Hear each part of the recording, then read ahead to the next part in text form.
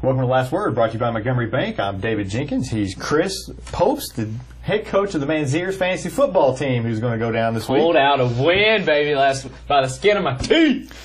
This week, he faces the Varsity Blues. It's not going to be as pleasant. He's tasted defeat many times to the Varsity Blues. I'm the champion. Finally climbed the mountain last year. I'll give him the fantasy football champion. Luck. I still want my trophy, by the way. Yeah, well, you buy it. I do, yeah. The champion buys it, I guess. But I'm gonna get it. Whatever. Speaking of champions, Cape Central looked like a champion the other night against Sikeston. They're for real. They are for real, and they are every bit as athletic as I thought they were, and more. Yeah, I didn't expect it to be a close game.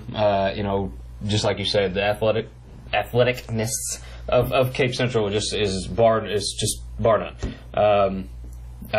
Coach Gibbs, I don't know, he mentioned that, wouldn't be surprised to see them advance to the state championship with Webb City on the other side of the bracket. And that's a ringing endorsement in my mind because, Coach Gibbs obviously knows his football. But with that in mind, Sikeston, you kind of gauge. You can't really get. I don't know. It's hard to gauge where they're at right now because they played two kind of easy opponents the first 2 weeks, and then Cape Central. Cupcakes. I'm not going to call them cupcakes. You can call them cupcakes. Cupcakes. But with that in mind, Cape Central up here in the Class 4 and around here as far as my mind, and Sikeston just somewhere around in the middle as far as that goes. But Cape Central, yeah. The Sikeston didn't look that bad first drive, and then they punted. Yeah. And then Al Young took the ball and scored, and on that play, two guys were depleted. And you knew right then it was over. Ball game over. I think Sikeston knew at that point, ball game over. It was just the difference in athletes. They remind me of the Sikeston teams a couple years ago. Whenever Sikeston was making the state semifinals, and they just remind Cape Central has that type of talent. And I'm anxious to see when they play Jackson here in a few weeks how that's going to stack up. Because right now, I think Cape Central would be the favorite in that game. I think they play at home. I think so too. But I think Cape Central is looking really good. Their defense looked pretty good. They fly around to the ball. They hit hard. Of course, there's a lot of hatred between those two schools too. There's not a lot of friends out there, and there was a lot of talking back and forth, some personal foul penalties because of the talking and everything. But Cape Central's for real, and they're one of the top. If they're one of the top teams, if not the top team in Southeast Missouri. Now, if you just look at just these pictures that we got from yours right here, just look at the size of the kids, and I mean, it's just different level when you're talking about that, and when you have that mixed with.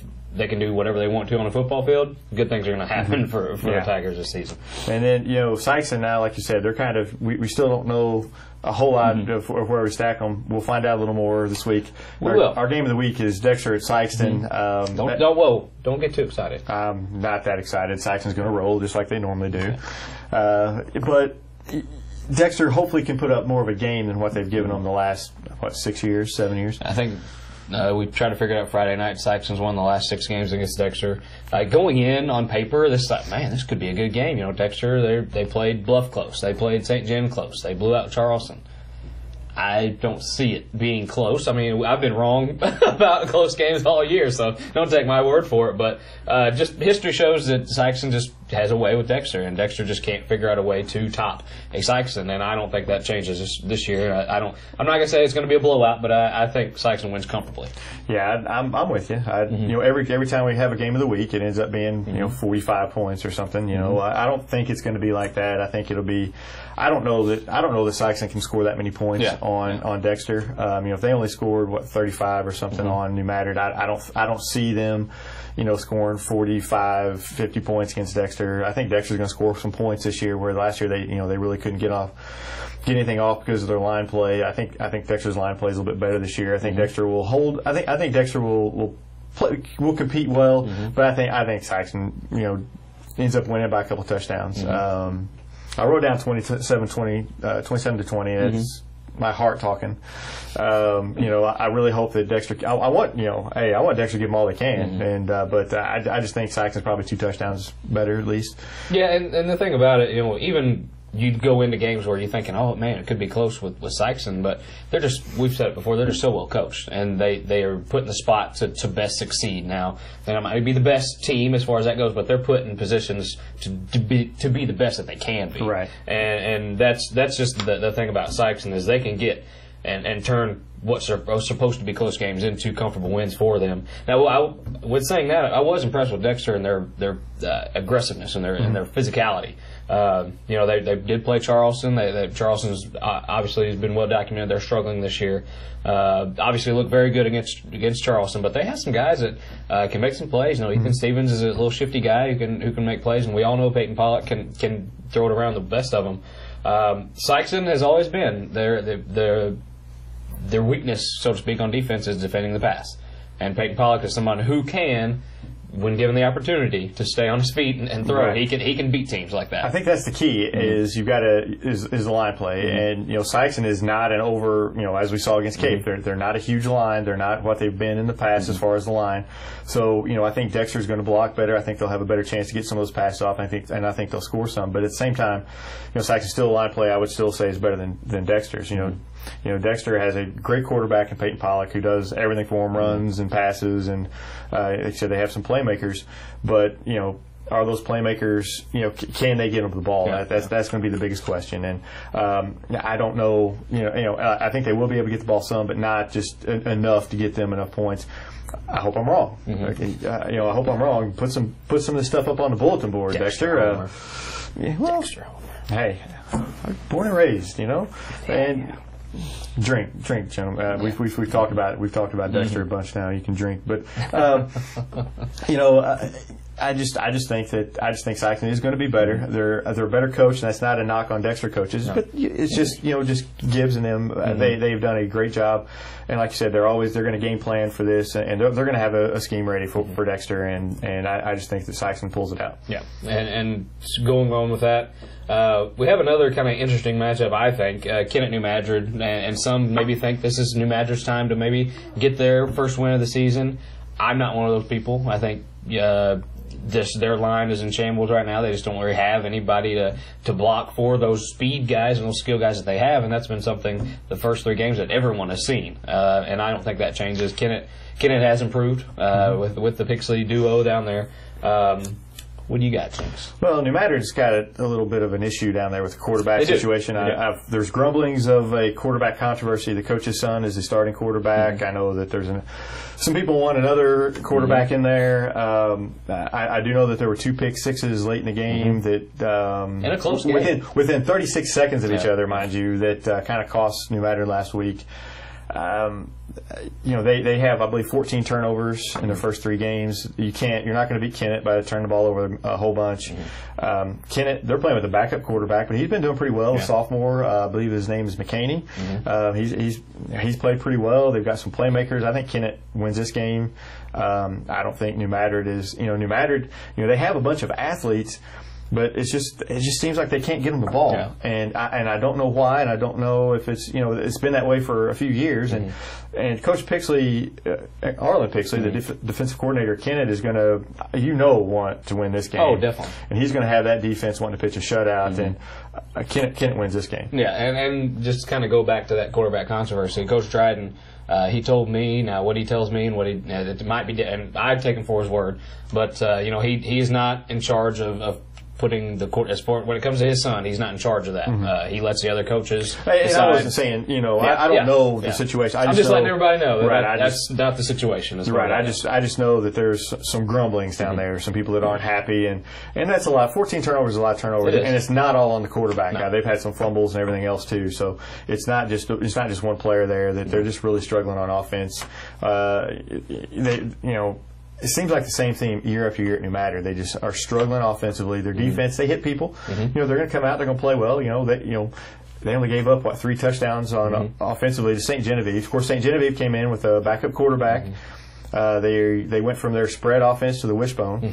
That's kind of a big change. Different look. View, so they changed things up a little bit, and so that may have got But New Madrid, their defense is pretty solid, but their offense is just struggling right now. I think Kennett will take advantage of that. Yeah, I agree, and we got a few other games as far as that goes. Cape Central travels to Poplar Bluff. Don't really know too much about Poplar Bluff, but we do know a lot about Cape Central, and I think that they take care of. Right. We do know that Poplar Bluff's quarterback got injured last week, missed the game, missed the second half of the game. That could have been a different game against Farmington had he been in there. It doesn't matter this week. Cape Central's going to roll. You just kind of wonder about the health of their quarterback over there. I believe it was a hamstring injury, if I'm not mistaken. So, I don't know how much time he's going to miss, if any, but Cape Central wins that one. And East Prairie just can't seem to get over that Scott City hump. They should have won last year in an overtime game, and then Scott City just gets out to a big lead last Friday. East Prairie just a furious comeback, and East Prairie, you're killing me. You're killing me. I pick you. I finally jump on that bandwagon, and what do? You lose to Scott City. Almost beat them, though. They scored 30 points in the fourth quarter. Yeah. They definitely are explosive. Can be. But what happened in the other three? Yeah. And I don't know. They're playing Hayti this week. Hayti is the same thing. They struggled against Chaffee the first half. Gave up 36 or scored 36 or 38 in the second half. Yeah. I'm going to take Hayti, but who knows? These two teams, they may play one half, the other may play the other half. This game might be 75-80, or it could be 8-6. I started to say, who knows? Depends on which team show up, but I'm going to take Hayti. Yeah, I'm taking Hayti as well. And we got Carruthersville traveling down to Charleston. Oh. We've discussed Charleston's woes. Carruthersville, not as good as we thought that they would be. I think we can safely say that. No, they're not. But they got going through some transition, losing players, new coach. Some coaches actually leaving. Some coaches are leaving in the middle of the season, which is crazy. Without knowledge, but that's another story. They get cured this week. Their offensive problems. They've had some problems on offense. Those get cured this week against Charleston. I'm sorry, Charleston, but. Carruthersville. It is what it is. Yeah, it is what it is. You can't do anything about it. It's they'll be better. We say it each week. They'll be better next year, but this year you're just gonna take your lumps. Take your lumps and move on. Farmington at Jackson. Jackson kind of a little bit of a scare last week. They had a little delay in their game that started 2 hours later. I heard it was a mud bowl. If I'm not mistaken. A little bit of a mud bowl, lightning bowl, what have you. But Jackson hosts Farmington this year. I mean, this Friday at the Pit. Jackson, I think, handles Farmington. Yeah, Jackson. I think Farmington puts up more of a fight than people will think. I think they're going to put up a fight. They're better than what people think, but I think Jackson wins it. Yeah, and then we got Scott City, who is coming off of a win over East Prairie, their second in a row, against Malden, who's kind of emerged as this Class 2 power around here. I'm not just convinced that they're just an awesome Class 2 team. What more is it going to take? Because they don't really play anybody. Around here, they're they don't play anybody tough, so they get I'm talking, like around here, they're going to dominate. But when they get in the playoffs, I'm just not sure how they're going to take against that. Do like everybody else does and lose in the quarterfinals or the semifinals. And there's nothing to shake your. That's what I say. I'll take that every year. And that's fine. But Scott City goes to Malden. Malden, they continue their dominance and handle Scott City pretty easily. Malden's going to destroy Scott City and take out the aggression that I will have for losing that pick last week in Scott City. I should have picked Scott. I knew I should have picked Scott City. Jump on that East Prairie bandwagon. If you don't know with our picks and stuff, obviously we pick the teams here, but we have a media pick 'em. And there's a bunch of media guys from around the area. We pick games and stuff like that. And there's just this stigma, this thing about Scott City. If you pick against or for Scott City, the opposite is going to happen. Yeah, especially in a close game, and it just burns me every time. And it's just it happens. It's been proven scientifically. I knew I should have went Scott City. Porterville travels down south of the border to Arkansas. They go and face Piggott. Porterville's played them before. Porterville, they usually win this game. Obviously, we don't know too much about Piggott. But we do know Porterville is coming off of a big loss against Malden, and they're going to get back on that winning road this week. Yeah, Porterville in a close one. Yeah, and then on Saturday action, Kelly, who just got their first win. How do we not mention that before now? The first win, the best for last. First win in program history. Congratulations to the Kelly Hawks and their community, and their fan base is the best fan base in this area. But now the kid gloves are off. Okay, you've got your first win. Your program started. All the feel good stuff's over. You've got your win. All right, now let's see. They start a streak this week. Now you go to Confluence Prep and you start a streak here and you get a little. Go on the road. Win your first road game. Yeah, and so I've got them winning at Confluence. Yeah. Confluence, they're not going to be easy. There's a lot of athletes up there, just kind of unorganized. They do. It's Kelly in a Saturday afternoon college kickoff time, and I think it's Confluent's only home game this year, the entire season. Yeah, they're supposed to play Kennett at home, and then they switched it down there for some reason. And so who knows? Maybe they're going to end up playing at Kelly. I don't know, but I know Confluent's on their schedule. This is the only home game they have. Hey, if anybody hears they're going to be at Kelly, let me know. I'll swing by. We'll cover that. Cover that up. Jinx, final thoughts on week 3 and going into week 4? Please have some close games. Every one of these games should. I mean, I want a close game. Every one of our front pages is blowouts all over the place. Let's have a close game, please. But other than East Prairie, Scott City. Well, you don't have to worry about that. They don't play anymore. I know, but that's been our only close game all year. That's it. Been blowouts. There might be a few. I mean, it's been blowouts. Tired of blowouts. I want close games. I want close games where let's put up some fight, teams. Let's go. You heard it here, underdogs. You have your time to unplant some big ones, and powerhouses just take a week off. Make it close. That's what Jinx wants. Please. We'll see you next week on The Last Word.